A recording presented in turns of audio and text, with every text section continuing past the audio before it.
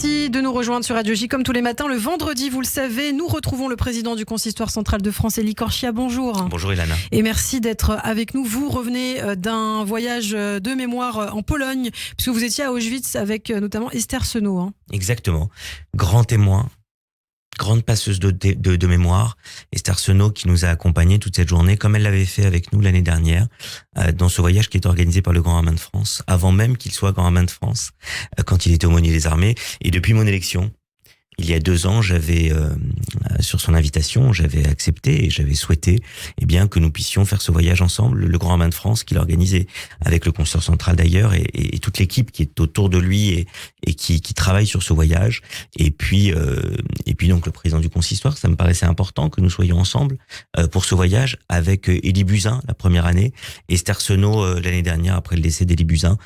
Esther qui va faire 96 ans dans quelques semaines, avant la fin de l'année. Et vous l'auriez vu hier, elle était moins fatiguée que nous en partant très tôt, en rentrant très tard. Et surtout, c'est un voyage que j'aime beaucoup parce que, évidemment, il y a des personnalités qui sont là, du monde de la société civile, du monde de l'armée, des représentants des cultes, catholiques, protestants aussi, qui étaient là hier, et musulmans. C'est important, cette période. Et surtout, ce qui me touche beaucoup, c'est qu'il y a des jeunes, des collégiens, des lycéens qui viennent de toute la France. Il y avait hier des lycéens d'un collège de Metz, des lycéens, des collégiens par exemple de Troyes, des lycéens de Bayonne, et puis des jeunes d'institutions avec leurs tuteurs, des jeunes qui sont en réinsertion parfois, qui viennent avec leurs tuteurs, leurs encadrants. Et c'est un voyage de la mémoire qui parle à la jeunesse. Et voir la moitié du vol, c'est un vol entièrement affrété avec 175 personnes. La moitié, ce sont des jeunes qui sont là. Et des jeunes qui viennent et qui vont repartir demain, évidemment, qui ne connaissent pas beaucoup ou bien l'histoire de la Shoah, qui n'ont jamais été à Auschwitz, et qui découvrent cette mémoire qui nous parle en matière d'humanité, en matière de fraternité. Et c'est ce que nous avons dit hier soir à la fin de la journée. Vous savez, il est 5 heures, il fait nuit. Nous sommes à Birkenau, devant les plaques à Birkenau qui rappellent la Shoah pays par pays. Et lorsque le Grand Rabbin de France a pris la parole, Esther Senault, la ministre, Patricia Mirales, qui était présente, ministre en charge de la mémoire et des anciens combattants.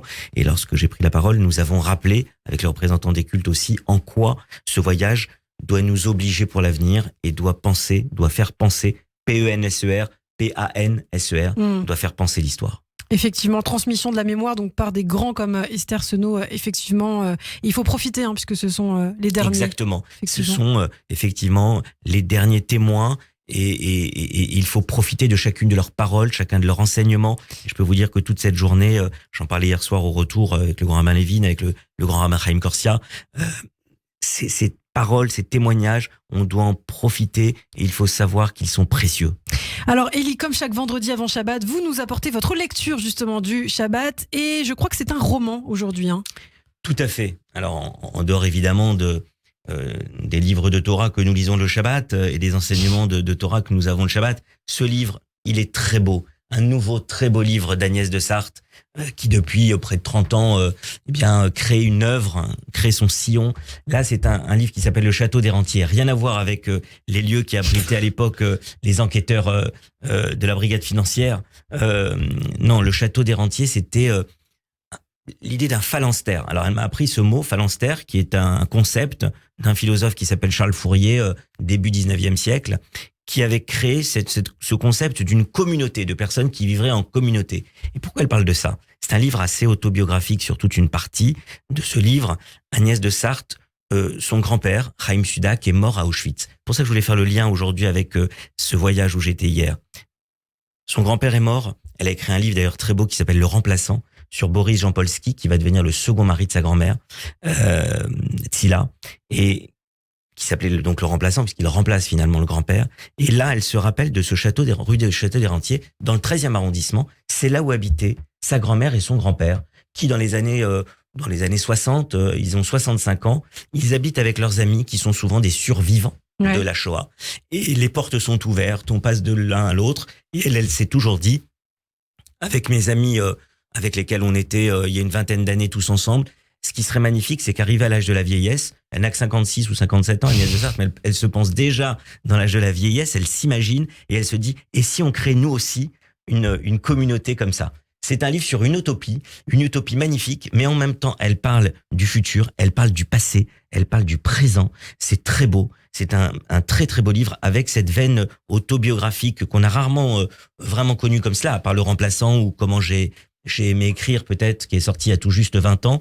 Eh bien, dans ce livre-là, Le Château des Rentiers, c'est vraiment toute la quintessence de ce qui fait le charme des livres d'Agnès de Sarthe. Et donc, j'encourage toutes celles et tous ceux qui nous écoutent à se plonger dans ce livre parce que c'est un très beau message de vie à travers cette idée d'une vieillesse heureuse.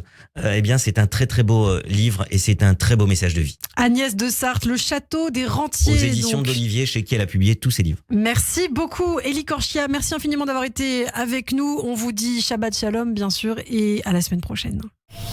Radio J, Zoom Israël.